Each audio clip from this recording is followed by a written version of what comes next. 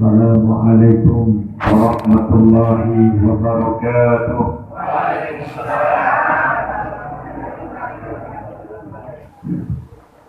Bismillahirrahmanirrahim. Alhamdulillahi rabbil alamin. Ar-Rahmanir-Rahim.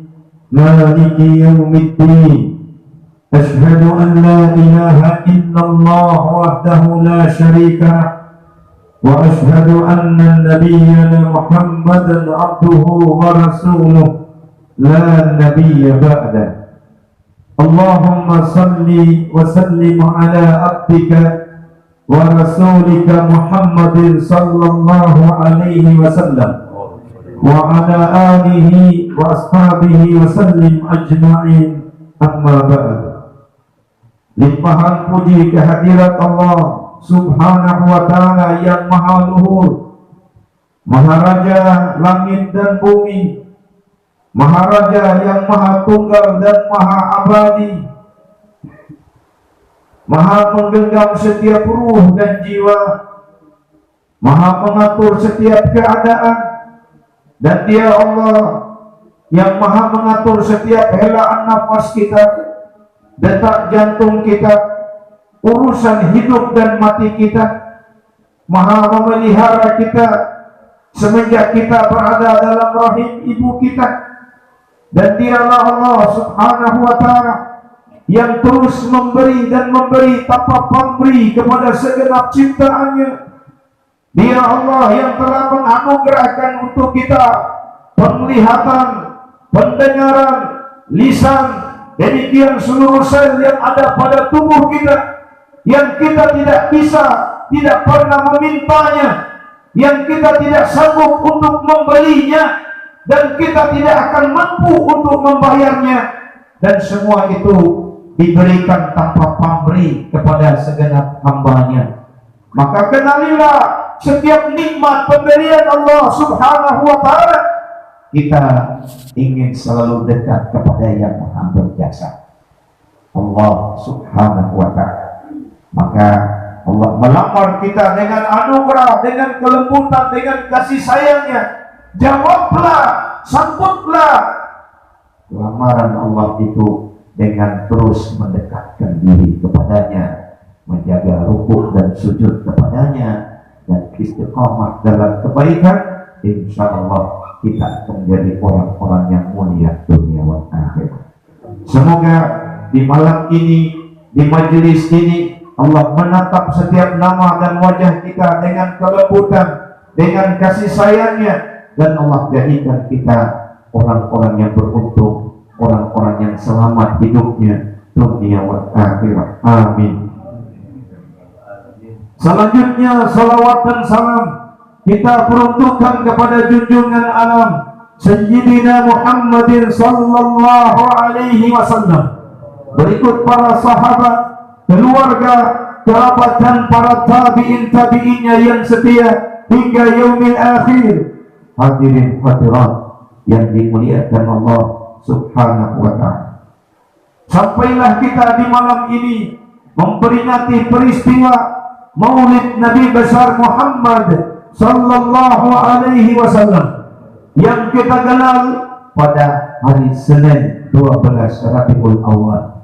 Sebagaimana dijelaskan dari Abu Hurairah radhiyallahu anhu, diriwayatkan oleh Imam Ahmad bahwasanya Rasul sallallahu alaihi wasallam dilahirkan tepatnya di hari Senin 12 Rabiul Awal.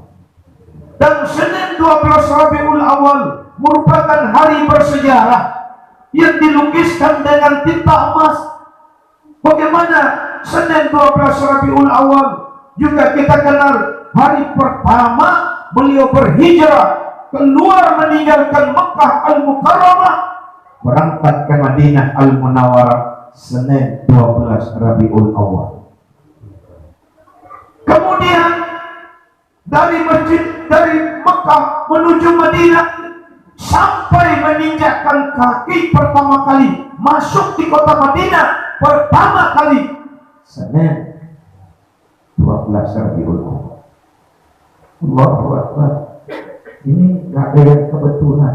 Maka hari Senin ini hari yang sangat agung, ya, untuk Nabi kita Muhammad Sallallahu Alaihi Wasallam. Allahumma sholli wa sallim. Hadirin hadirat yang dimuliakan Allah Subhanahu wa Ta'ala. Maka Nabi Sallallahu Alaihi Wasallam dilahirkan di hari Senin 12 Rabiul Awal, sebagaimana riwayat yang sahih Bukhari wal Muslim. Halimatus Sa'diyah yang di malam kelahiran Nabi Sallallahu Alaihi Wasallam menemani ibunya Nabi Muhammad, Halimatus Sa'diyah, dia bersaksi dan berkata, di malam kelahiran baginda Nabi Muhammad Sallallahu Alaihi Wasallam, aku mendengar batu, pohon, semua mengucap salam menyambut kelahiran Nabi Muhammad Sallallahu Alaihi Wasallam. Allahu Akbar. Padahal beliau baru bayi, baru lahir, belum genap usianya 40 tahun, belum memproklamirkan diri sebagai Nabi dan Rasul, tapi seluruh alam semesta sudah mengenal lebih dulu kalau yang lahir itu adalah kekasih Allah, kekasih kita semua, Sayyidina Muhammad Sallallahu Alaihi Wasallam.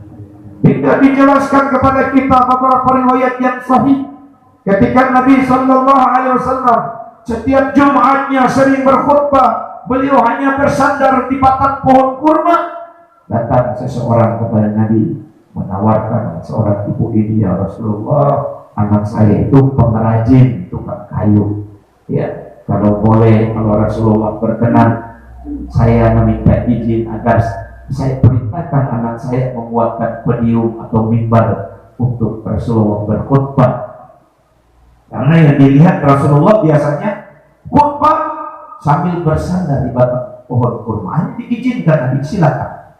Pada Jumat berikutnya jadilah mimbar itu dibawa, diletakkan kira-kira lebih kurang 1 meter daripada batang pohon kurma yang biasa dipegang tempat bersandarnya Nabi Sallallahu Alaihi Wasallam. Begitu naik Nabi di atas mimbar yang baru ini, sampai beliau muqaddimah innal hamdalillah nahmaduhu dan seterusnya, di awal mulailah terdengar tangisan bayi di dalam masjid. Semakin lama berkhutbah Nabi, semakin keras teriakan tangisan bayi. Sahabat yang saat itu dalam riwayat ini, yang jumlahnya lebih daripada 80 orang, mendengar semua tangisan bayi yang semakin lama semakin keras didengar. Akhirnya di tengah-tengah khutbah Nabi Sallallahu Alaihi Wasallam turun daripada mimbar itu, menghampiri, mendekati batang pohon kurma. Kemudian Nabi memeluknya. Allahu Akbar. Perlahan-lahan batang kurma ini semakin kecil, semakin pelan, hingga tidak terdengar lagi. Allah ibaratkan bayi yang hidup dengan dekapan ibu tercinta. Ini batang pohon kurma. Ya. Kenapa dia menangis? Karena dia cinta kepada Nabi Muhammad. Dia tidak ingin ditinggalkan Nabi Muhammad Sallallahu Alaihi Wasallam. Ini diriwayatkan dalam Sahih Bukhari, Sahih Muslim. Kemudian dalam riwayat yang lainnya, di Madinah Al-Munawwarah, seekor unta milik kaum Ansar sedang mengamuk. Unta yang tinggi sedang ganas mengamuk sampai berbusa mulutnya. Hampir tidak sahabat pun yang bisa mendekati. Akhirnya dijebak oleh sahabat supaya tidak mengejar siapapun, mencelakai siapapun. Sahabat datang kepada baginda Rasul memberitahukan perihal yang terjadi. Kemudian Nabi berkata, antarkan aku ke tempat itu.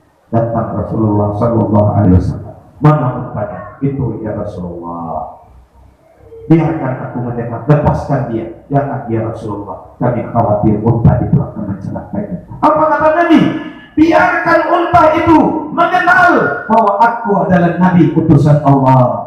Kemudian dilepaskan dari jebakan itu. Akhirnya unta itu berlari mendatangi Nabi kita Muhammad Sallallahu Alaihi Wasallam sambil menunduk hingga sampai di depan Rasul.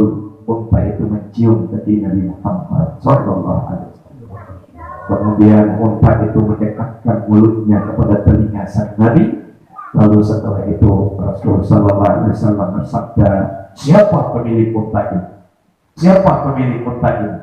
Ya Rasulullah, saya. Ya Rasulullah. Maka seorang sahabat Ansar ini, dia berkeluh kesah kepadaku, memberitahukan dan membisikkan kepadaku, engkau memperkerjakan dengan keras, dengan payah, tapi engkau tidak memberinya makan dan minum.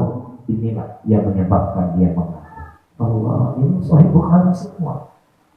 Diceritakan dengan jelas bagaimana makhluk mencintai Nabi Muhammad.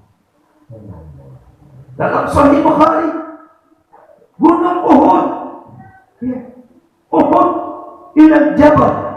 Uhud itu adalah gunung tumpukan batu. Apa kata Nabi?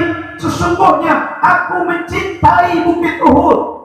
Sahabat bertanya, ya Rasulullah, bukankah bukit Uhud itu hanya tumpukan tanah dan batu? Ya, tapi aku mencintainya dan Uhud pun mencintai aku. Allah. Hadirin hadirat yang dimuliakan Allah Subhanahu wa ta'ala. Inilah Nabi kita Muhammad.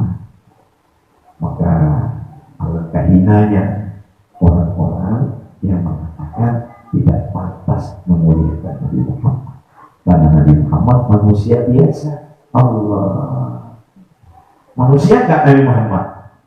Manusia. Sama gak kayak kita? Gak sama. Saya kasih yang masuk akal. Batuk, matun namanya batuk, mau batuk apapun batuk. Ada batu bata, ada batu kerikil, ya kan? Ya. Ada batu aktif dan ada batu permata. Batuk namanya sama. Ya. Ibu-ibu yang senang perhiasan, ya. Kalau ibu-ibu memakai kalung dengan mengikat, mengkalungkan batu bata di lehernya, kira-kira kagum gak orang? Pakong yang pakai ini batu, padahal namanya batu. Beda kalau ibu-ibu, kalau bikin kalung kemudian dimasukkan batu permata. Allah, kagum gak orang? Kagum. Begitulah kira-kira perumpamaan bedanya kita sama manusia, tetapi tidak sama. Lo tahu bagaimana Nabi Muhammad itu kita gambarkan ibaratkan batu permata, hanya batu bata, pasata.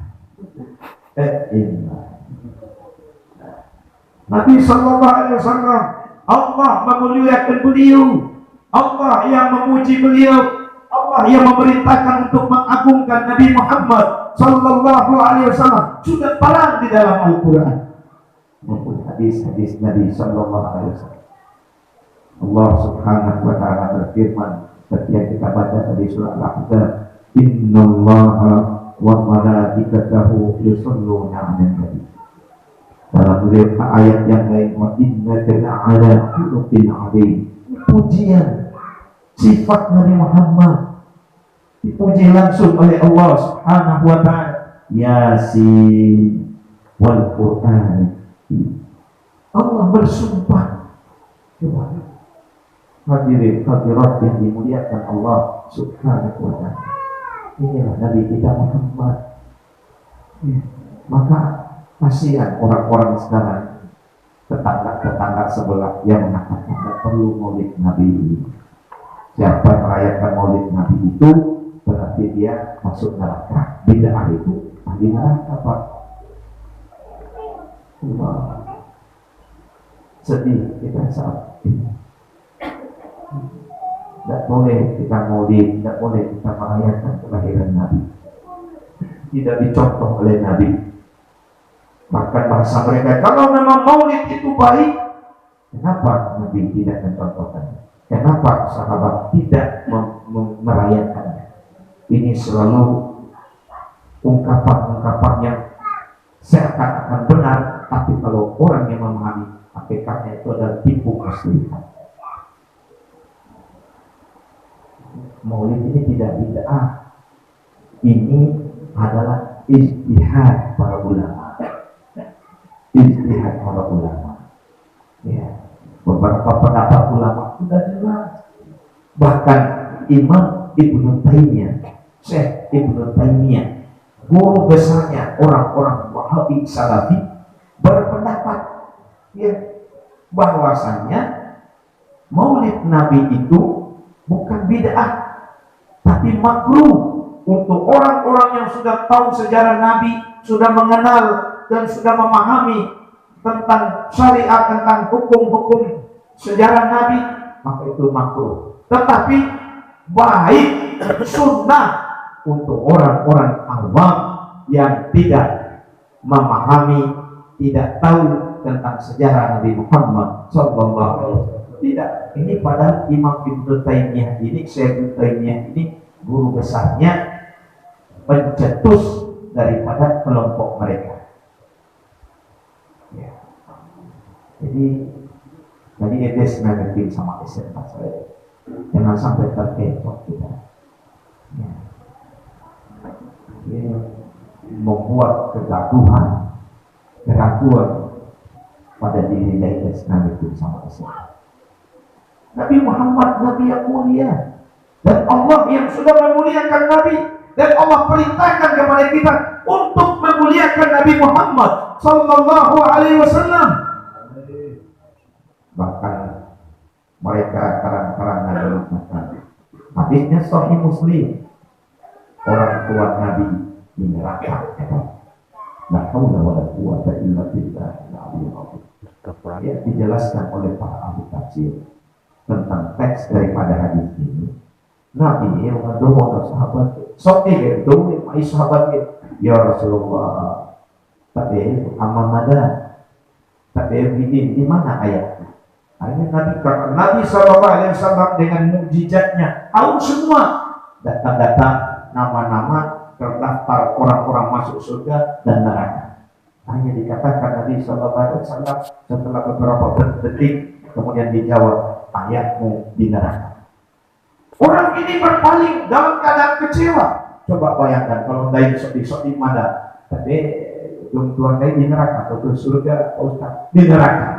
Kecuki aja, kecewa.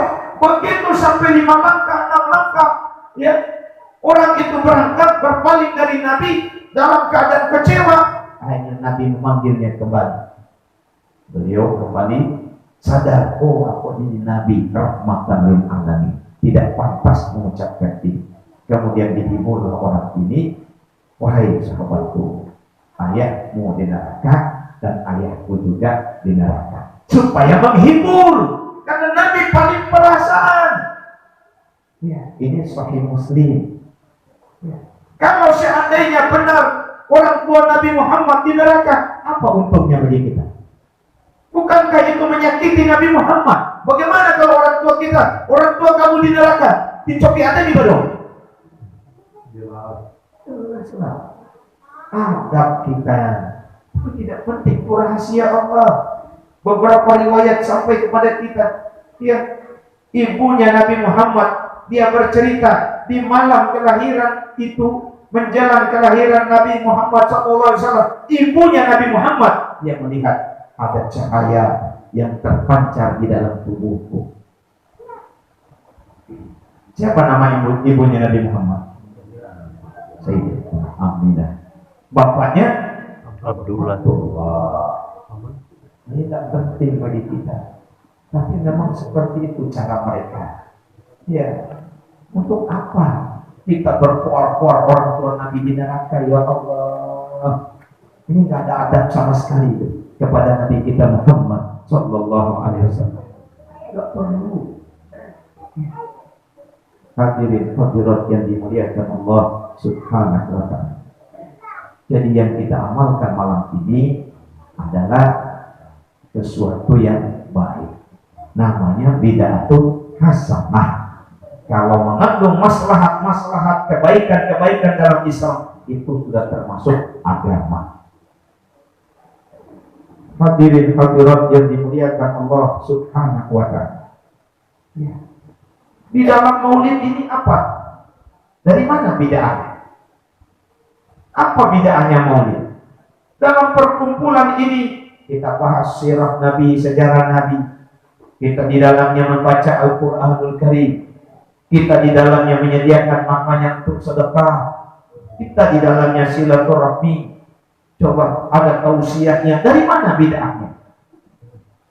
Hadirin hadirat yang dimuliakan Allah. Pokoknya bagi mereka, kalau tidak dicontoh Nabi, maka itu bid'ah. Man amila amalan ya laisa,